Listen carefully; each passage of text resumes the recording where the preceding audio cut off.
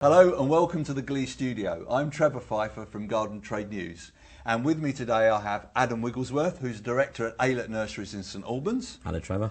Roger Crookes, who's part of the senior management team at Pughs Garden Centres in South Wales. Hi Trevor. And Marcus Eyles, who's Horticultural Director for Dobbies Garden Centres all over the UK. Hi Trevor. And we're here to discuss an issue that's affecting all garden centre retailers over the coming weeks and years, which is how we help our customers ensure success in a peat-free growing media world. Because the results of the consultation are inevitably going to be a ban on retail sales of peat, so we just need to be able to cope with that and move forward. And at Dobbies Garden Centres, they've been selling peat-free this year from January the 1st. Correct, yeah. And at Chelsea, you won the award for the Sustainable Product of the Year with your John Innes compost. Well done for that. Thank you very much. Well done. Yeah, good work. Yeah. So tell us about that win and how you achieved that. It was amazing. They have changed from sort of new product to sustainable product. We put our entry in. There were a lot of very good entries for the award. We all had to do a presentation, which was on the Sunday evening, 2 minutes, so all timed perfectly. And then we heard later on that night that we had won, so there was a lot of celebrations. We'd started developing that in 2018, so it had taken quite a few years to put together. A lot of support from our supplier to be able to achieve it, and very, very pleased to get recognised by the RHS. And you've got plenty of publicity on the back of that, which ups the peat-free compost growing media side of the argument. Yeah. And Deborah Meaden was one of the judges, and she told us that it was the scalability of the operation that really impressed people as well. Yes, of course. You know, we have a lot of volume in the business. We can start to move things in the right direction with suppliers. So, yeah, that was recognised that it was something that could actually make a big difference. And, of course, hopefully that helps the whole industry to be able to move on. And you've been selling peat-free compost, only peat-free compost, since January the 1st. Correct, yeah. What feedback have you had from customers about that? In most cases, people are just buying compost. You know, we're now, there's peat-free on every single bag, so it's sort of like there's no differentiation in that sense. We have made sure that we have a full portfolio of all the products that were there previously in a peat-free format. John Innes was the last part of that puzzle, which we've delivered. And people inquiring, what are the ingredients? I'm sure we'll get into that sort of discussion. How is it reacting? Things that they've grown previously over the years. There's been some dubious sort of mixes of peat-free compost that have been there, and they're sort of referencing that.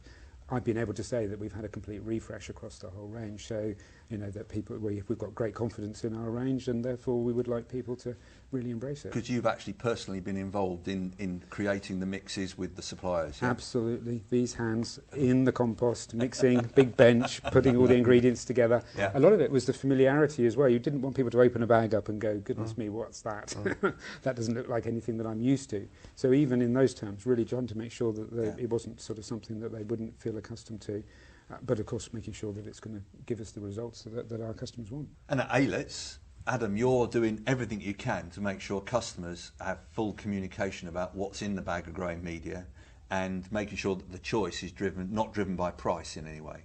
Yeah, this is a journey that started in 2008, Trevor, when our local Friends of the Earth group spoke to us about how were we telling people what was in the bag, and to be fair, there wasn't a lot of information. Nowadays, we've got over every single product what the peat content is. I mean, congratulations to the Dobbies guys on their award, and also, I think, setting the bar that's something that we can aspire to. We have seen a significant move into peat-free this year. We're at 80% now. That's 14% better than we were last year, and people have confidence in the product, and our team have been using them. So I think we're going to move forward rapidly now on this. The fact that your team have been using them is quite an interesting point, because when we ran a series of articles in GTN, we got feedback from a lot of garden centres who said that their staff were being asked about peat-free but hadn't used it, so therefore couldn't give the personal recommendation. You've got plenty of people using peat-free, I think, in your team. We have, and lots of our team are of the mind that want to do their bit. Yes. I think price is key. We're now selling a peat-free that is cheaper than all our other growing media. So that has obviously been, and we made a decision on that this year. So if you're buying a package deal in our garden centre, peat-free is the best deal. And I think that is really important that we've put that out there. Yeah. It does result in a little bit less margin, but I mean, you know, we all need to do our bit. I think there's really positive feedback on that, Trevor. And your peatometer, which is the lovely device you use to let customers know what's in the bag, you told me originally that was very difficult to get the information to do that. Is that becoming easier now? Are you? Yes, full credit to Louise in our office who came up with that idea and has delivered it across the centre.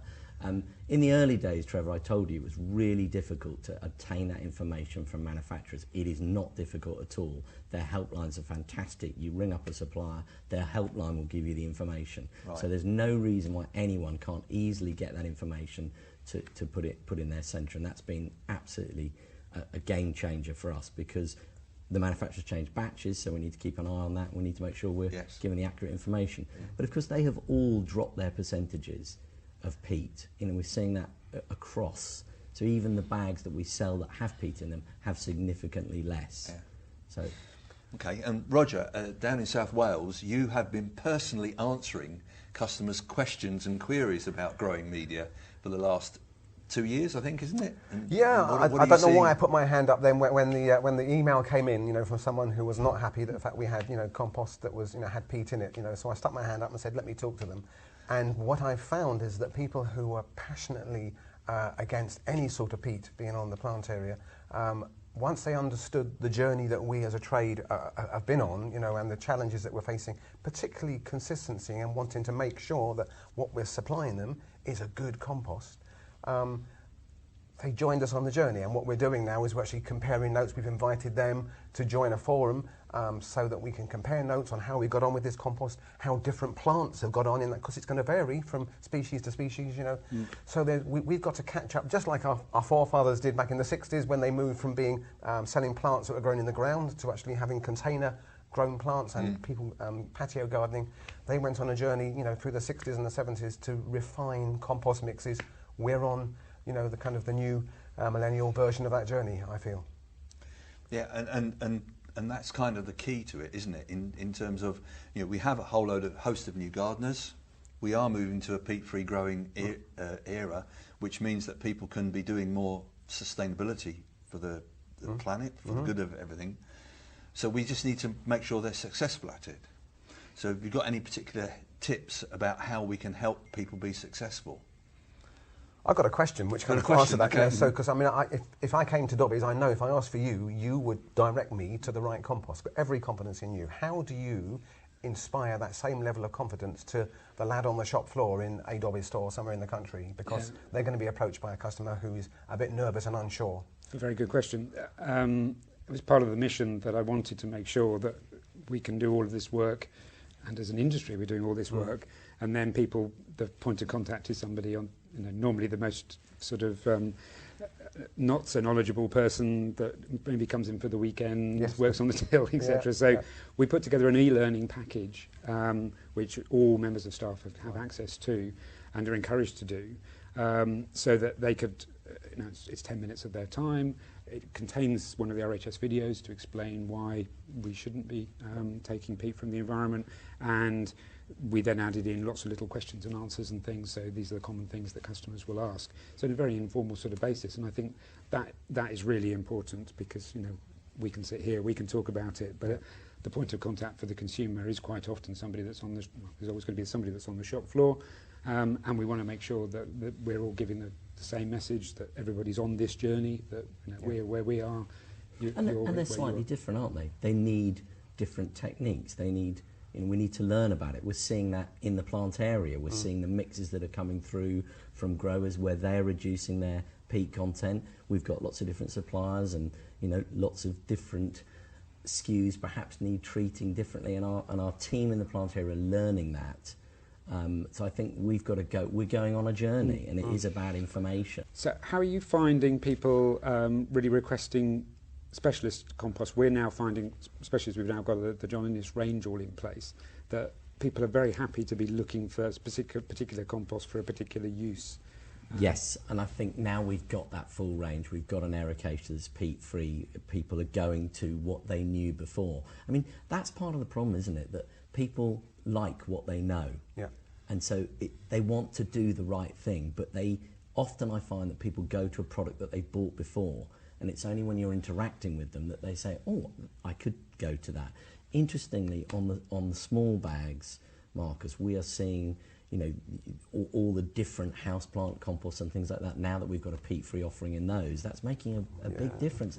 They create a lot of volume, although they're only small bags. It's great to be able to offer a full range across the whole site. Yeah, I think that's one of the positives that's coming out of this, is that people are actually a bit more focused on soil. You know, and I'm passionate about plants, always have been, but I'm finding that I'm more and more fascinated by soil and compost, you know, and all those microorganisms, that whole world that lives, you know, inside a pot, you know, and people are starting to understand a bit more that it's not just a bag of any old dirt, it's an amazing organism in there. I mean, and that's an interesting thing. Should we be selling multi-purpose compost? Shouldn't we be selling things for specific things? You know, should we be using multi-purpose compost to plant in a pot or a container? Should we be putting compost in the ground? We should be using soil conditioners. I don't know what absolutely. it is. Yeah, I've worked hard on our multi-purpose now, writing the packaging information, making sure that we're channeling the customer more towards a bedding plant compost, maybe to grow some veg in it, etc. You know, it doesn't really work. You know, seeds. We're not advising people to use a multi-purpose peat-free for seeds, because we've got a seed-based dropping compost, and therefore they should use that. The all-purpose name is a bit of a misnomer, isn't it? And I think we're all getting better at putting the right signage and telling people, and going back to probably a little bit more traditional of you need to use the right thing. I sometimes say to customers, you know, you're spending a huge amount of money on that lovely plant, and you're trying to find the cheapest compost that you can. Why don't you buy the right thing? You don't fill your Bentley with any old rubbish, do you? So you've got these lovely plants, let's give them a really great treat. And that's an important message to get over, I think. Do you want a weekend job in Pughs, mate? Might be less special. Are you selling more soil products, topsoil and stuff like that? Is it? It's probably similar. Right, Trevor. okay. It's probably similar. It's just we're just seeing a shift for us into people are asking for peat-free. There is a huge amount of enthusiasm. Even new gardeners. You talk about new gardeners. Now, this is one of my things. You know, people talk about we must give them success and whatever. What we must give them is growing and fun and learning. They don't want it on a plate. They've got the internet. They know what's going on. And sometimes I think that the industry is using the perfection, as the reason not to do good. And I think that is the thing we need to be careful of. Don't let perfection, be the fact that holds us back. We need to go forward, and customers want to do that. They want to do the right thing. We need to facilitate it. I think we need to change the way we think. All our buyers and our rangers, you know, and our merchandisers, our staff need to change. The past is gone, you know, and there's an exciting future ahead. We're not powerless in this, you know, we have huge power to influence and to kind of cooperate with this amazing trend. And so I'm excited, for sure. It's interesting, Trevor, that I get involved in these, you know, is it young, is it old, our traditional gardeners absolutely want to go peat-free. I mean, we probably should have done what these guys have done. You know, people come in and they're mature gardeners and they say, well, I want to do better for my grandchildren. They're actually the people who want to do it. Quite often it's the other way around. The youngsters are happy to take whatever you give them and what's got the best price and whatever.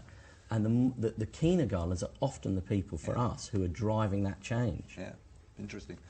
And last word to Marcus, how do you see the future? I think this is great. You know, we're really all coming together.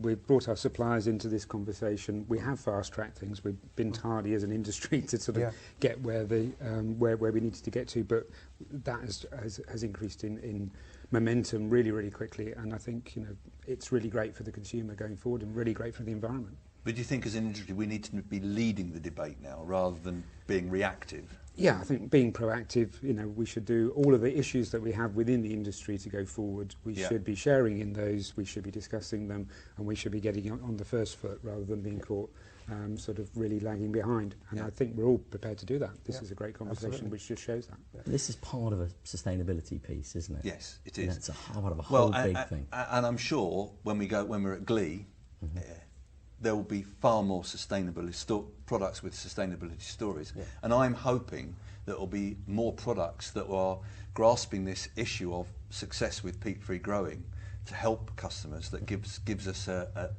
further advantage next year. There have been some this year, and you do a great job of merchandising them alongside your growing media. Yes. But actually, we need to do more of that. Those products that help you achieve success, Trevor, I agree. We need to highlight them, we need to talk about them, because they're not all the same, are they? No. So that's part of the education and information, really important. And we need the suppliers to be making them available so they can be merchandised alongside the growing media. Sure. Yeah. We need to grasp this opportunity. Yeah. I think Roger's right. This is an opportunity. When electric cars came along, people didn't say, "Oh, we don't want to do that." No, we have to plug a lead. We need to get on it. We need to enjoy it. We've got an opportunity. Let's grasp it. Now, there's another subject maybe for the next roundtable discussion: is electric vehicles in garden centres. We'll look forward to it. Yes. We'll do that later on. But thank you very much, gentlemen, for your time today. Thank you. And thank you very much for watching.